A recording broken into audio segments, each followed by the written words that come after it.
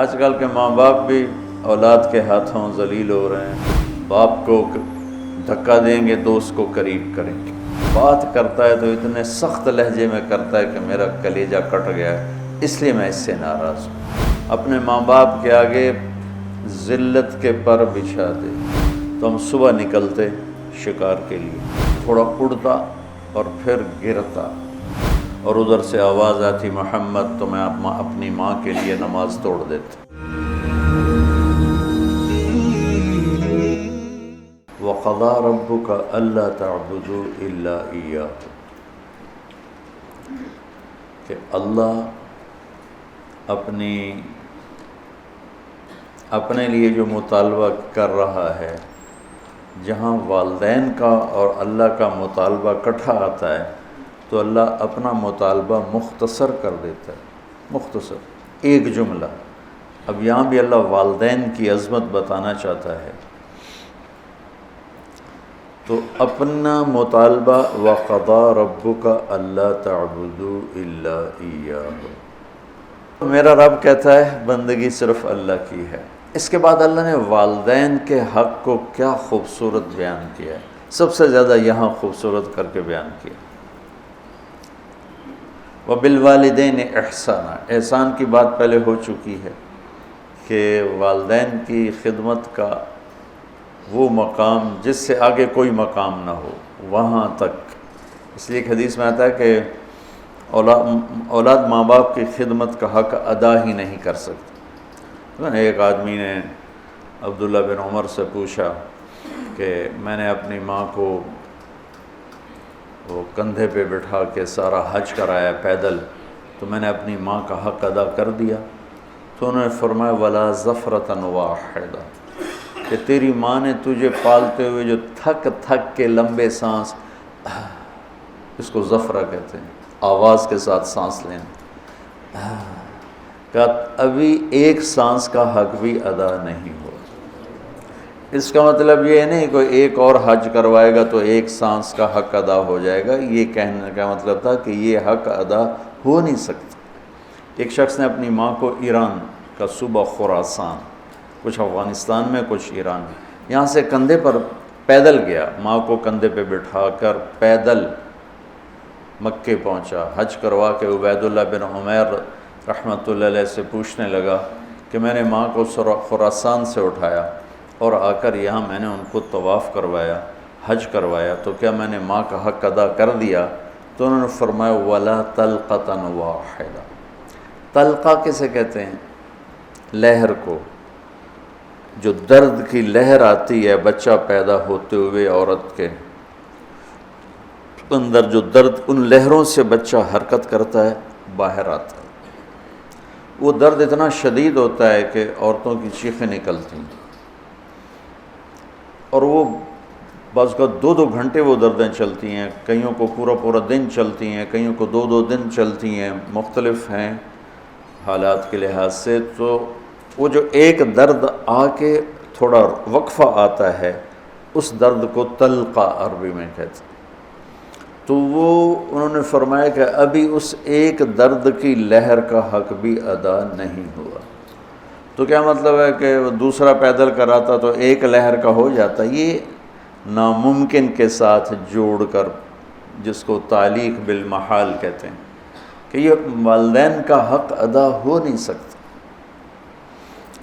ایک حدیث مجھے یاد آ رہی کہ آپ نے فرمایا کہ والد کے حق ادا کرنے کی ایک ہی شکل ہے کہ اسے غلام دیکھے تو خرید کے آزاد کر دے۔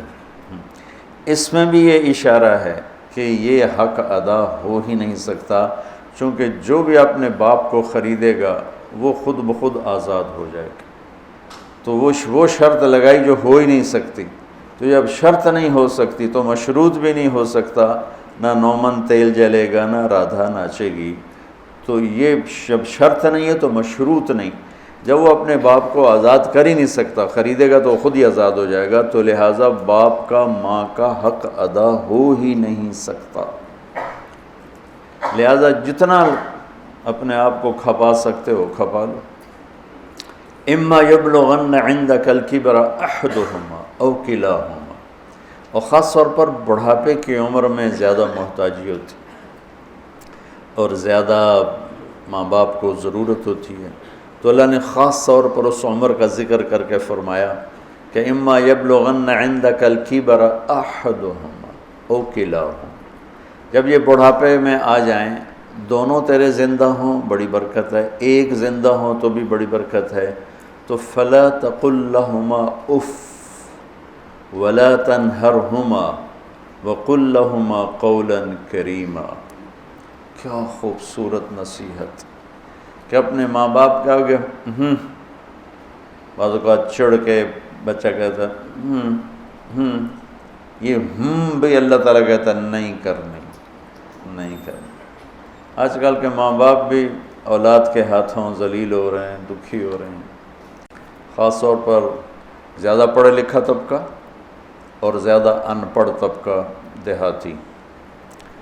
جو درمیان میں ہے ان میں بھی ہے لیکن کم ہے، جو زیادہ دنیاوی تعلیم پڑھ گئے ہیں ان کو بھی نہیں پتہ باپ کون ہوتا ہے، ماں کیا ہوتی ہے، اور جو بالکل جاہل ہیں ان کو بھی نہیں پتہ ہوتا، تو ان دونوں جگہ میں تو بہت زیادہ ماں باپ دکھی ہیں۔ اور بیچ میں کچھ ہے، شکر ہے اللہ کا جو نعمت ہے اس کا، ابھی بھی بہت اولادیں ہیں جو ماں باپ کے فرما بردار ہیں۔ اکثریت اس وقت ایسی ہو چکی ہے کہ ادنا صدیقہ و اقصی اباہ، باپ کو دھکا دیں گے دوست کو قریب کریں گے۔ تو اللہ تعالیٰ فرما رہا ہے کہ جب یہ بڑھاپے کا شکار ہوں تو ان کے آگے اف یہ اتنا بھی نہیں کرنا، اور نہ ہی کبھی ان کے ساتھ کوئی سخت بول بولنا ہے بدتمیزی کا، ولا تنہرہما وقل لہما قولا کریما، تکلفاً محبت کا بول، نرمی کا بول، آسان لہجے میں ان کے ساتھ بات کرو، کہ کئی بعض اوقات لہجہ بھی، وہ علقمہ کی والدہ کو کیا گلا تھا بیٹے سے کہ میرا بیٹا نافرمان نہیں ہے، یہ اللہ کا بھی فرما بردار ہے اور میرا بھی کوئی ایسا گستاخ نہیں ہے، بس جب بات کرتا ہے تو اتنے سخت لہجے میں کرتا ہے کہ میرا کلیجہ کٹ گیا ہے، اس لیے میں اس سے ناراض ہوں۔ لہجے کی کاٹ آدمی کو مار دیتی ہے۔ وَاخْفِضْ لَهُمَا جَنَاحَ الذُّلِّ مِنَ الرَّحْمَةِ وَقُلْ رَبِّ ارْحَمْهُمَا كَمَا رَبَّيَانِي صَغِيرًا۔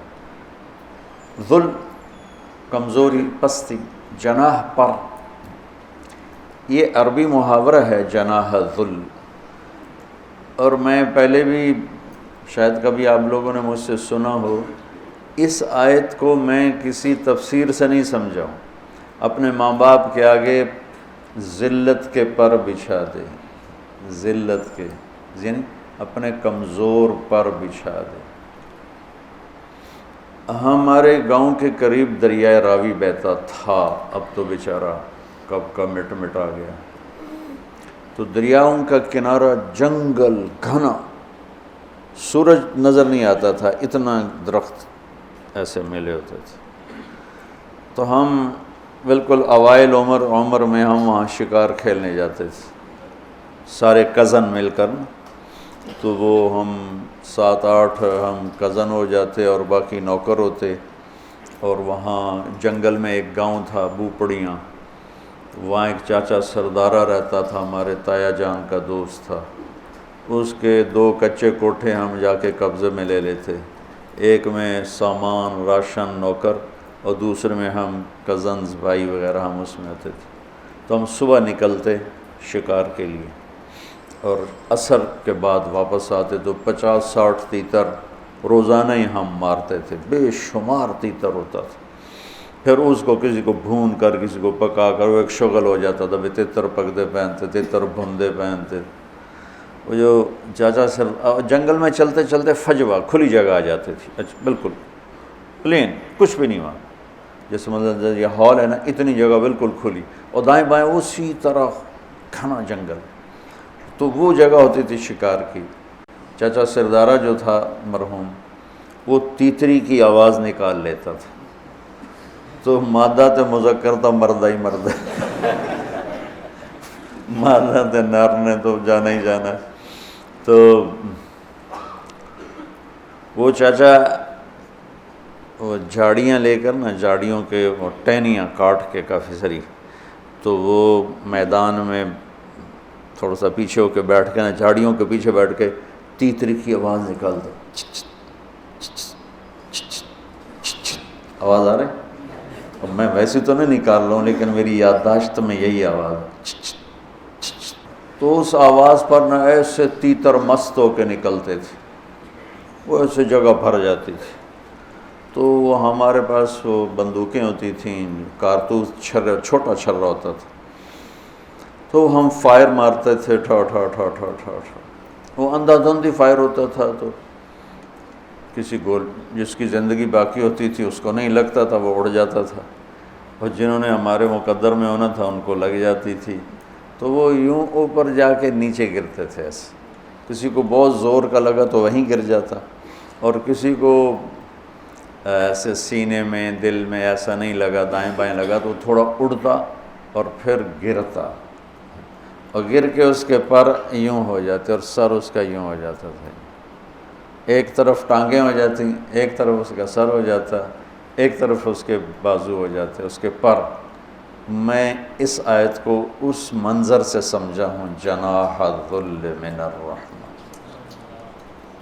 اب کسی تفسیر کی بات نہیں بتا رہا ہوں کہ اللہ تعالیٰ کہہ رہا ہے جیسے پرندہ زخمی ذبح ہونے کے لیے اپنے آپ کو پیش کرتا ہے، ماں باپ کے آگے اپنے آپ کو پیش کرتا ہے، من الرحمہ، محبت کی وجہ سے، رحمت کی وجہ سے، مجبوری کی وجہ سے نہیں۔ تو وہ بھی زبان حال سے کہہ رہا ہوتا ہے، ہن جو مرضی کا باہیں کو کے کھا تو باہیں ایویں کھا، ہن تو میں تیرے حوالے ہاں کہ میرے پروں میں جان نہیں ہے، پروں میں جان نہیں ہے۔ تو یہی تعبیر، ورنہ ہمارے کوئی پر تو نہیں، ہمارے تو بازو ہیں، بازو بچھا دو۔ ترجمہ تو ایسے ہی کرتے ہیں کہ اپنے بازو بچھا دو۔ بازو بچھانا بھی محاورہ ہے، مطلب ہے کہ ان کے سامنے پوری طرح جھک جاؤ، اور پھر ان کو وقر رب ارحمہما کما ربیانی صغیرا، یا اللہ انہوں نے جیسے مجھے پالا بچپن میں تو ان پر رحم فرما۔ ابو ہریرہ رضی اللہ عنہ روزانہ صبح جب گھر سے نکلتے تو اپنی ماں کو کہتے السلام علیک یا اماں رحمک اللہ کما ربیتنی صغیرا، اور آگے وہ کہ ورحمک اللہ یا بنی کما بررتنی کبیرا، وہ آگے یہ کہتی ورحمک اللہ یا بنی کما بررتنی کبیرا۔ یہ ماں بیٹے کا تعلق۔ اللہ کے نبی نے اس خواہش کا اظہار فرمایا کہ اگر میری ماں زندہ ہوتی اور میں عشاء کی نماز کے مصلی پہ کھڑا سورہ فاتحہ پڑھ رہا ہوتا اور ادھر سے آواز آتی محمد، تو میں اپنی ماں کے لیے نماز توڑ دیتا۔